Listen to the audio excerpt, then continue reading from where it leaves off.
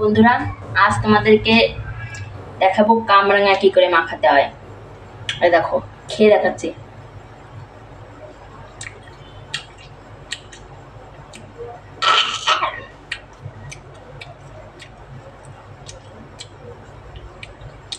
জম্মের টক বন্ধুরা, গাছ পাকা কামরাঙা ভীষণ টক।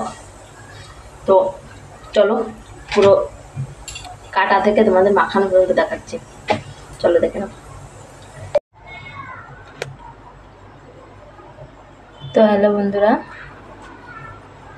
ঋষি ব্লগে তোমাদের সবাইকে স্বাগত। আশা করি তোমরা সবাই ভালো আছো, সুস্থ আছো। তো এই যে কামরাঙা, তো ওই কামরাঙা মাখাটা এখন মানে কামরাঙা আর কি এখন মাখাবো, তাই তোমাদের সাথে একটু শেয়ার করছি। দেখো কামরাঙাটা এরকম করে আমি কেটে নেব। এতে বেশি মশলা দেব না, আমার তৈরি করা আছে মশলা, সেই মশলাটাই ব্যাস দেব, আর কিছু দেব না। এটা তো ভালো লাগে কড়া ঝাল দিয়ে, কিন্তু পেট জলে আমার কড়া ঝাল দিয়ে খেলে। দেখো এরকম করে স্লাইস করে করে কেটে নিচ্ছি কামরাঙাগুলো। দেখো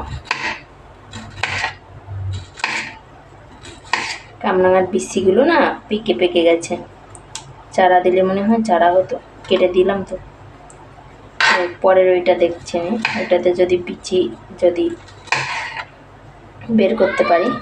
তো দেখো তোমাদের পুরো কাটাটাই দেখালাম।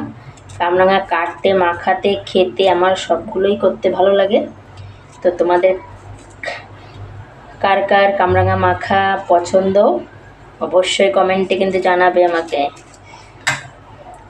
আর ভিডিওটা যদি ভালো লাগে অবশ্যই নতুন যারা আছো সাবস্ক্রাইব করবা, আর পুরনো যারা আছো তারা কমেন্ট করবা।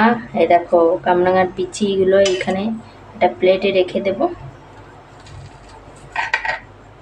দেখো এইখানে আমি দেখে রেখে নিচ্ছি। দেখো তো দেখো আমি একটা বাটিতে নিয়ে নিয়েছি। এবার এর উপরে এই যে ঘরে বানানো মশলা, এগুলো আমি ছড়িয়ে দিচ্ছি। দেখো গাছ পাকা কামরাঙা কিন্তু এত পরিমাণে টক, তোমাদেরকে কি বলবো, ভীষণ টক। বাবা আমি পুরো অবস্থা আমার খারাপ হয়ে গেছে, খেতে পারবো কিনা আমি জানি না, তো দেখতে হবে কি হয়।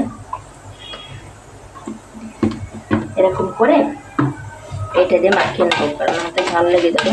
ঝাল বাবা আমি ভীষণ ভয় পাই, ঝালের মালের অত চটকে চটকে আমি মাখাতে পারি না। চটকালে মাখা একটা স্বাদ অন্যরকম আছে। এটা দেখে কার কার জিভে জল আসছে অবশ্যই কমেন্ট করবা, অবশ্যই অবশ্যই কমেন্ট করবা। দেখো আমি একটা খেয়ে দেখাচ্ছি তোমাদেরকে। দেখো আমার দিকে দেখো,